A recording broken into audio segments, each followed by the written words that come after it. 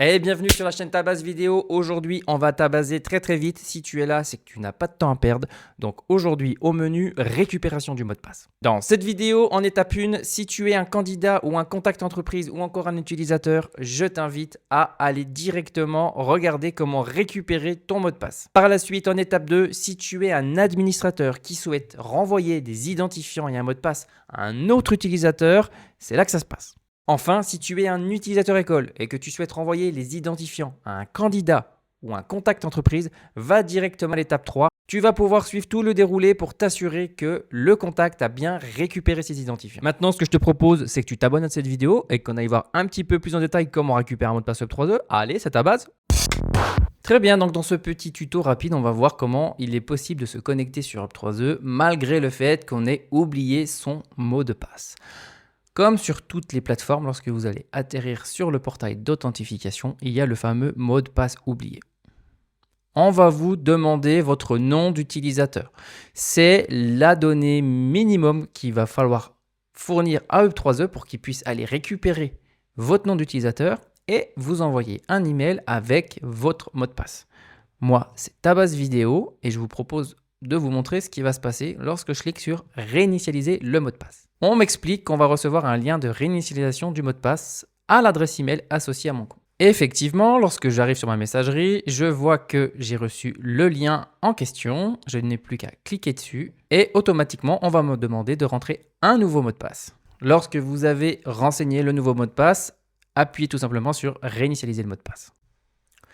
Et voilà, vous êtes à nouveau connecté sur votre espace, que vous soyez candidat ou contact entreprise. La meilleure chose à faire par la suite est peut-être d'aller en haut à droite dans mes informations et de modifier votre nom d'utilisateur qui peut être difficile à retenir par exemple votre adresse email. Alors que si vous êtes un utilisateur école, ça va se passer de la même manière, mais cette fois-ci en allant dans identifiant.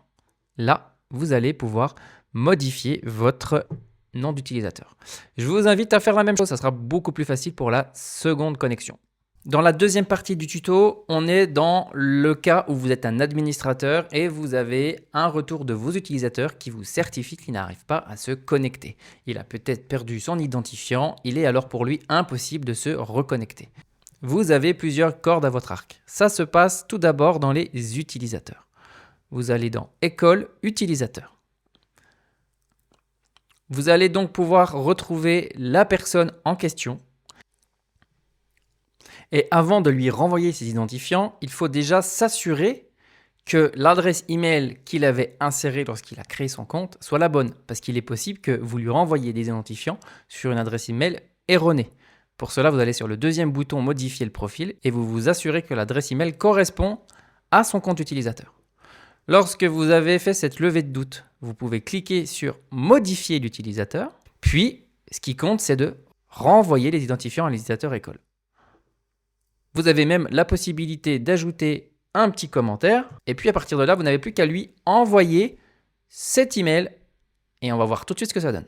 L'utilisateur va donc recevoir un email avec un template d'email par défaut où il n'aura plus qu'à ressaisir son identifiant et son mot de passe. Attention, l'identifiant, c'est sans espace.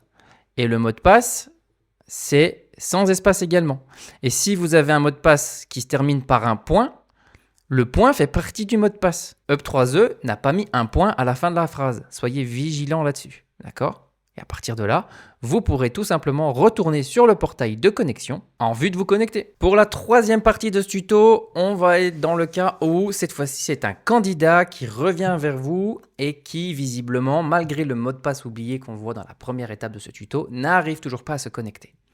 Là, visiblement, il y a un problème un peu plus conséquent. Généralement, les apprenants ont parfois du mal à recevoir le mail, soit ils tombent dans leur spam, soit ils saisissent mal le mot de passe, mettent un espace dans le mot de passe, comme je l'expliquais précédemment, et du coup n'arrivent pas à se connecter. La première chose que vous pouvez faire, la première stratégie à appliquer, c'est permettre à l'apprenant de réinitialiser son mot de passe via une macro. Si vous exécutez la macro qui s'appelle « Envoyer un lien de modification de mot de passe au candidat », ça va lui permettre de retomber, comme tout à l'heure, sur ce type de mail. celui qui permet au clic d'aller réinitialiser directement le mot de passe. Dans cette stratégie, l'apprenant va conserver son identifiant. La meilleure chose qu'il devra faire par la suite, c'est d'aller tout simplement remplacer son identifiant qu'il avait oublié par son adresse email. Comme ça, c'est une bonne pratique. La prochaine fois qu'il oublie son identifiant, il n'aura qu'à ressaisir son adresse email. Et à partir de là, il sera autonome pour faire la notion de mot de passe oublié. Donc, avec cette première stratégie, vous bypassez la première étape qu'il aurait dû faire en passant par le portail de connexion qui était de renseigner son identifiant. Là, en exécutant cette macro, c'est comme si vous aviez dit à l'ordinateur up3e, c'est bon, il a son identifiant, renvoie-lui juste le droit de refaire son mot de passe. La deuxième chose que vous pouvez faire lorsque vous rencontrez toujours des problèmes de connexion avec le candidat, peut-être qu'il ait un compte en doublon et qu'il essaye de rentrer des identifiants d'un compte 1 sur le compte 2. Bref, à un moment donné, il faut réinitialiser toute la procédure. Vous avez une deuxième macro pour ça.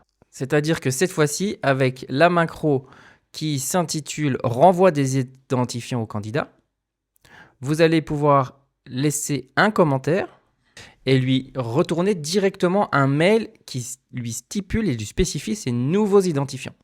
Ça ressemble à ça, j'ai déjà préparé le mail et on voit que cette fois-ci, il reçoit un template d'email up3e où on lui donne des nouveaux identifiants et un nouveau mot de passe. Ce qui peut se passer parfois, c'est que la fin du mot de passe se termine par un point et les gens n'osent pas le prendre en pensant que c'est la fin de la phrase. Peut-être tout simplement qu'il faudrait changer la couleur de la variable. Je l'ai déjà fait en dessous, je me suis renvoyé un mail, vous avez vu, et on voit cette fois-ci que le mot de passe est en orange. Pour cela, finalement, c'est assez simple. Vous connaissez les templates de mail, vous allez dans les modèles de mail, vous cliquez sur « Renvoi des identifiants candidat, contact », vous arrivez sur ce template et une fois que vous avez sélectionné votre variable, comme ceci, il vous suffit d'aller dans « Format », couleur du texte et mettre une couleur différente que le noir. Je vous encourage à le faire, ça peut tout simplement faciliter l'expérience d'utilisateur et surtout vous permettre d'avoir moins de remontées dans le genre. Donc du coup, ne vous en privez pas. Voilà, donc à présent, vous avez des pistes pour vous permettre de restituer à un candidat ou un contact entreprise, ça marche de la même manière, son login et son mot de passe. Tout ça en restant dans un cadre légal. up3e vous interdit, et la RGPD également, donc je le rappelle, d'aller directement modifier l'adresse email d'un candidat par la vôtre en vue de vous envoyer à vous-même le login et le mot de passe. Ça peut paraître plus malin, mais vous êtes directement en train de violer la clause RGPD. Donc soyez très vigilants là-dessus. Et voilà, vous avez toutes les cordes à votre arc pour réussir à restituer un login et un mot de passe à vos utilisateurs. Si malgré ce tuto, vos interlocuteurs n'ont toujours pas accès aux mails que vous leur envoyez, il y a de grandes chances qu'ils soient arrivés dans les spams. Demandez-leur d'aller vérifier les spams. Enfin, vous avez toujours la possibilité de renvoyer les identifiants via les SMS. C'est également une fonctionnalité que vous permet d'effectuer up3e. Il est déjà temps pour moi de te remercier d'avoir suivi ce court tuto sur la récupération des mots de passe up3e. Si tu as des questions à me poser, utilise les commentaires, ils servent largement à ça. En attendant, moi je te dis à tout de suite dans la prochaine vidéo.